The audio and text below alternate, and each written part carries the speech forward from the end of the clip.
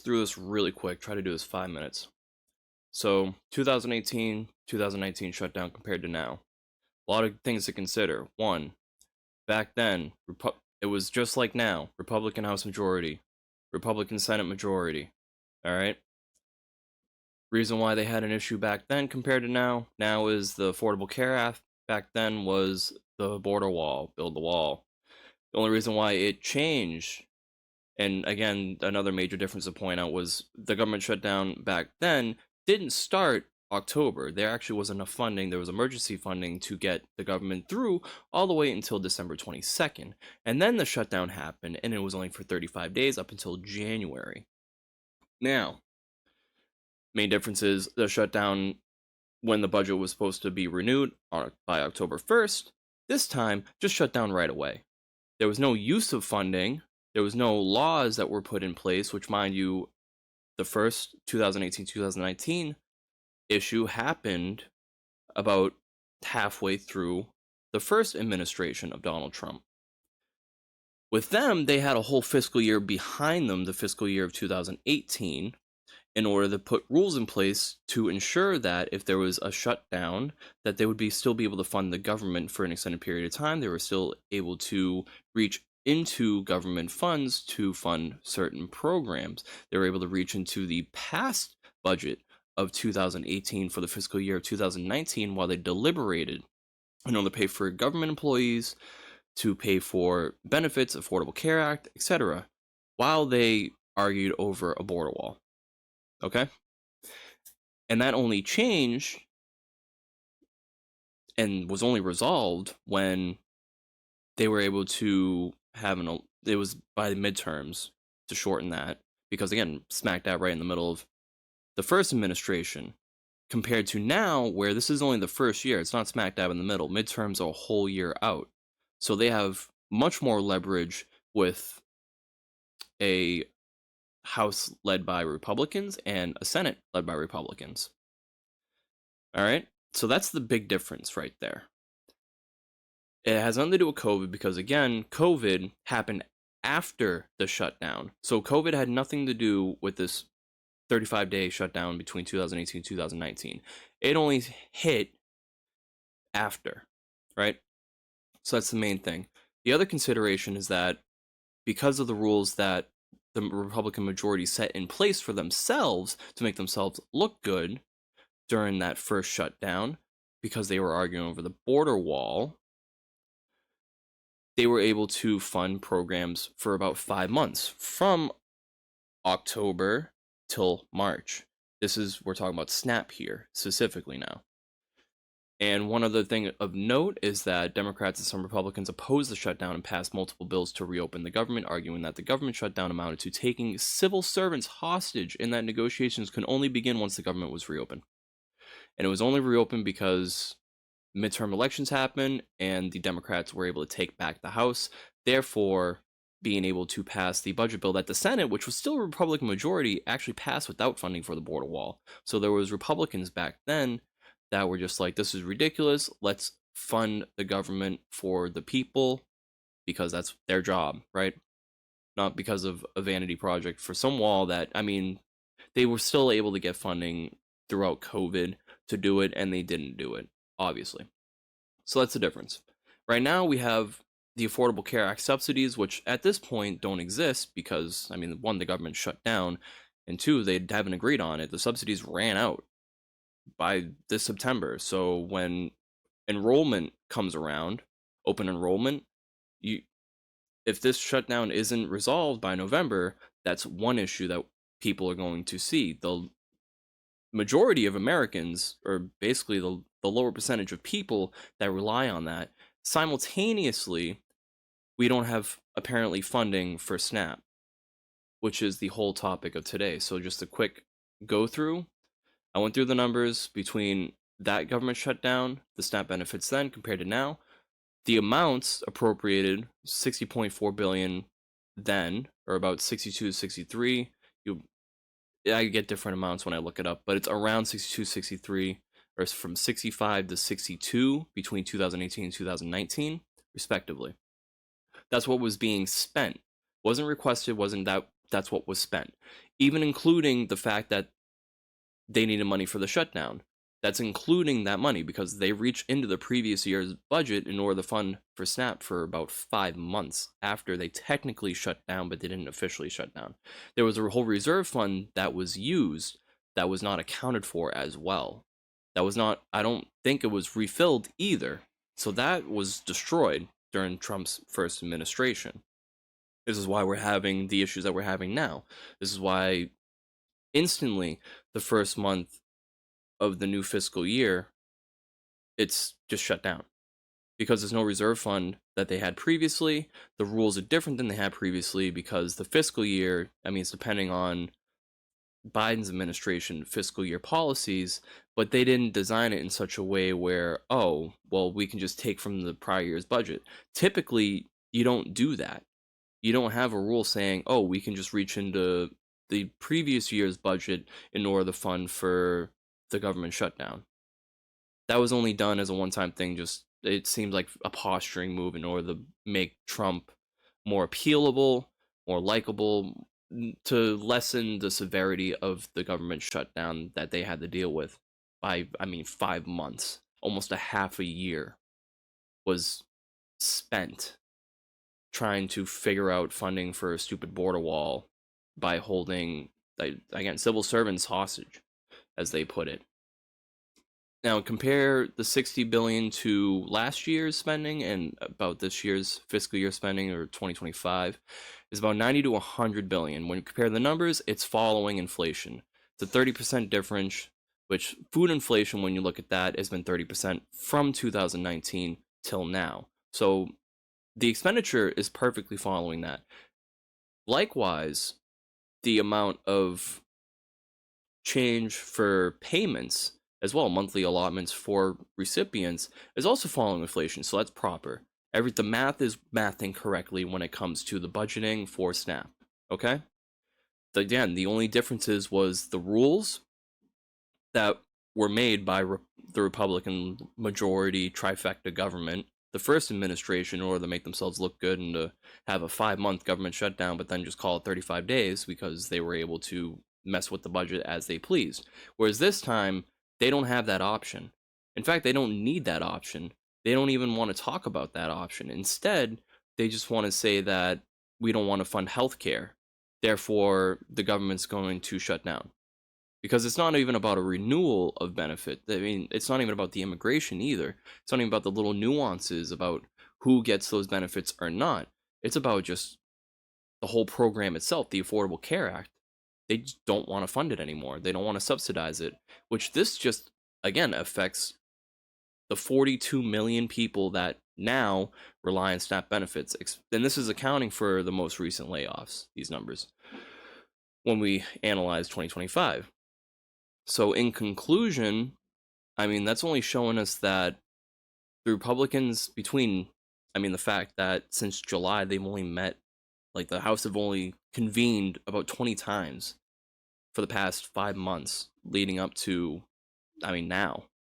They're not negotiating. They're not doing anything in good faith. They're not doing any of this. It's obvious. And this is only hurting, not just the 12.5% of people, the 42 million Americans that use SNAP benefits, that use food stamps, which that's a big portion, but it's also hurting the grocery stores where these people shop at. It's not hurting the restaurants because you can't use EBT food stamps at restaurants. So also, likewise, the people that are in the higher wealth brackets, the higher tiers that don't typically go to grocery stores, that go out to eat all the time and go to restaurants, this disproportionately affects grocery stores because you're not getting the ultra wealthy people shopping at grocery stores. Typically, you're getting people in the lower percentile, people that your everyday American, the 80% of Americans or so that aren't millionaires, shopping at grocery stores. Now, if we adjust for that 12.5% that is not being funded anymore, there's no SNAP benefits. It goes from 12.5% of people being able to spend money to get food to zero. That's disproportionately affecting out of that 80%. So we're looking at probably between a 20 to 30% loss of monthly revenue for grocery stores in general. And it's going to be your lower typical cheaper grocery stores that are going to be hit with this the worst. And then following that is going to be the farmers and the suppliers, the companies that, these grocery stores buy product from in order to sell to you. So they're going to have to make up that loss of monthly revenue if this shutdown keeps going, right? We only have a week left. We only have a week left for this to decide. After that, it's that 12.5% is basically done. It's done. Most people have no money for food at all, for their families, for themselves, nothing. I mean, especially if they're ones that don't work. Simultaneously, they're not going to have money to spend on healthcare, on health insurance, because there's no more subsidies that were keeping those premiums down. So those premiums are going to be exactly as they were going to be if we decided to continue funding the government without renewing those subsidies. So that's just double screwed altogether, regardless. That's horrible, because at least the better case scenario would have been, you keep the subsidies and then you keep the SNAP benefits. You can lower the subsidies, sure, you can make whatever rules. That's not even on the table. That's not even an option. That's not even a negotiation. They're not even negotiating. They don't even want to negotiate. They don't have to. This is the second term. This is it, buddy. So it doesn't matter. So many people are going to get hurt by this regardless, especially as they push this into November. As soon as November 1st hits, or if this continues throughout November, then people will probably just die. I don't want to be hyperbolic or just extreme with this, but this is logical. When we live in a society that money determines your survival, because we can't not everyone owns a home, especially the lower class, right? Not all of them live in apartments where they could just grow crops of fields. And not even that, too. We're going in the winter, so no one's growing any food. No, not everyone that's in that 12% is a freaking farmer with farmland and stuff. They don't even own land. They own nothing. So what do you have to do to survive, to get food? You have to buy it. You can't make it out of nothing. You don't have land to make food. You don't have any of that. So with no money for food, what are they going to do?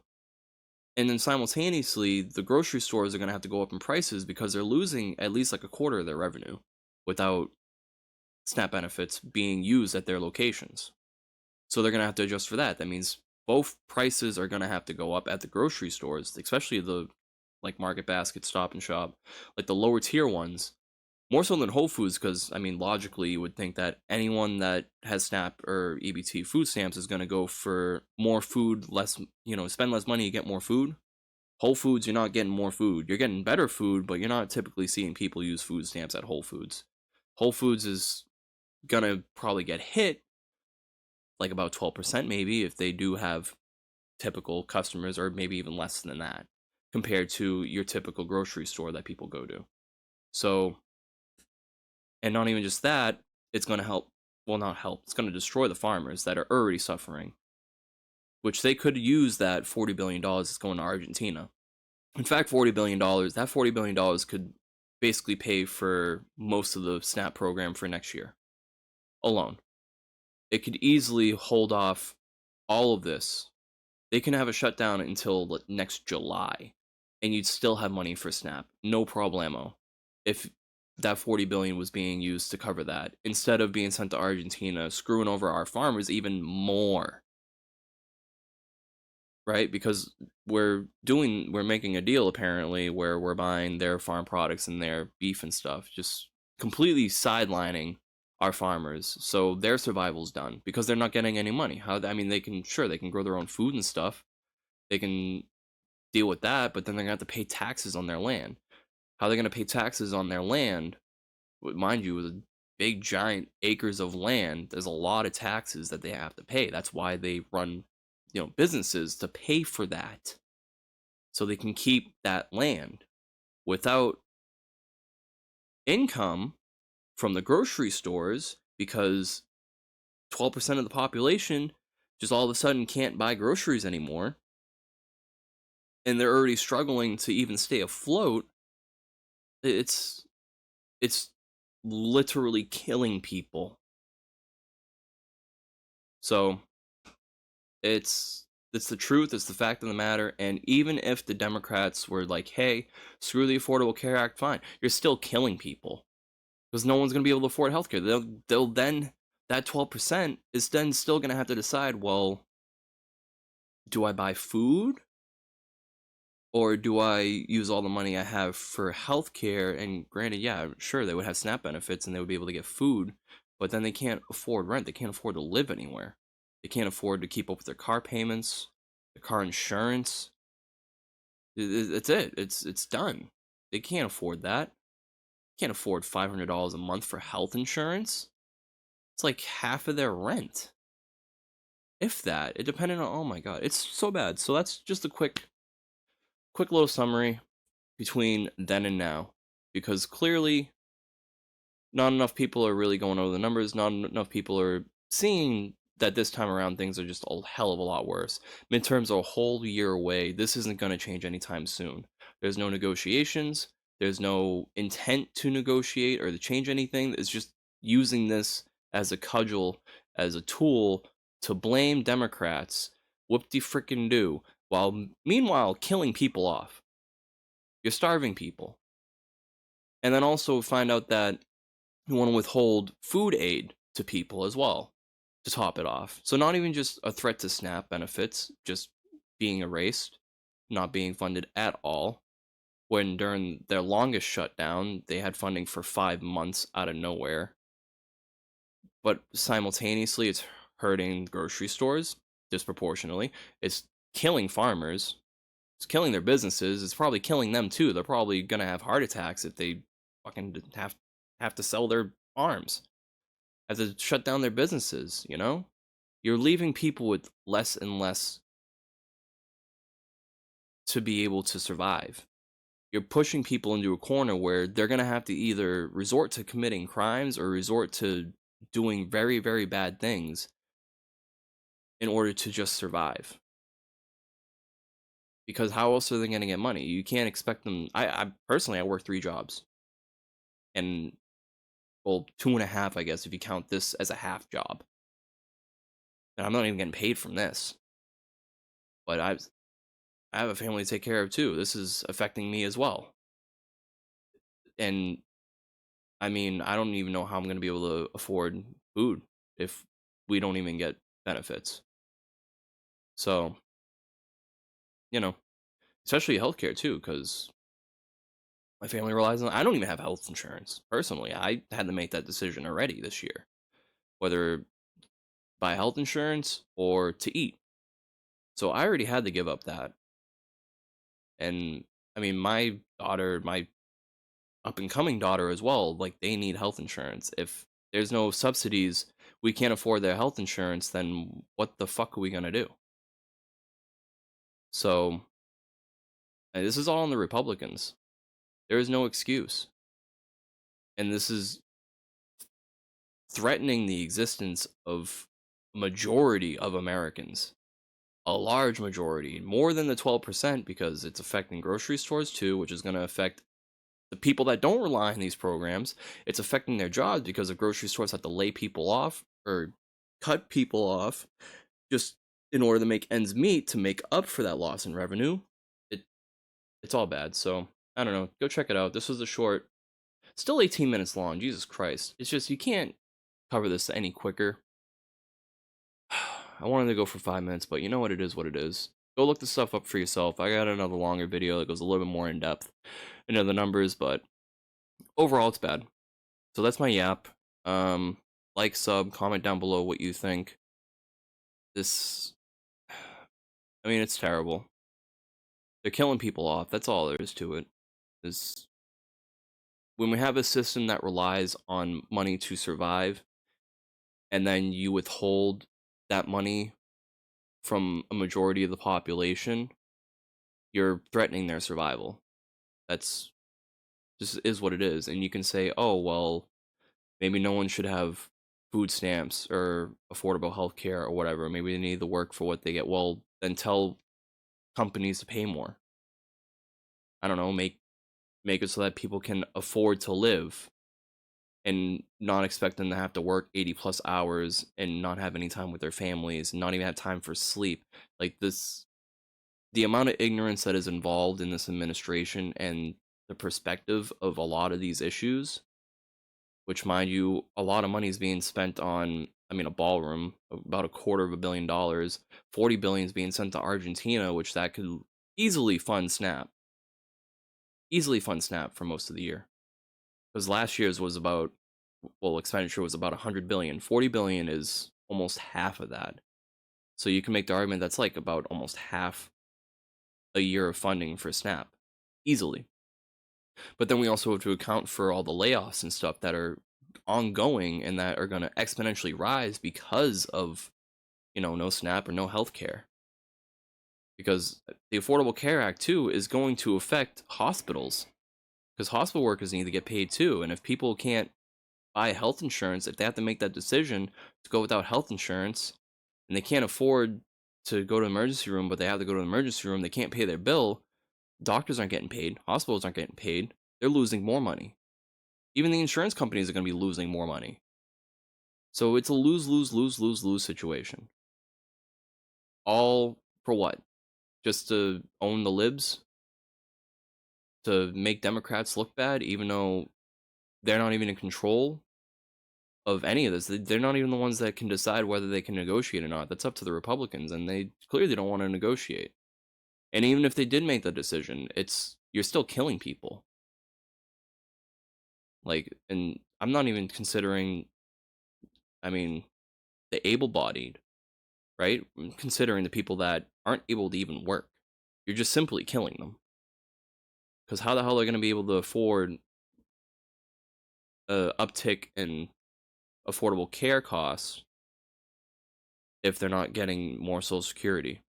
And in fact, that's even being threatened too. That's another thing. So I don't know. Let me know down in the comments below. I don't want to make this any longer. Goodbye. Peace. See you next time. Bye.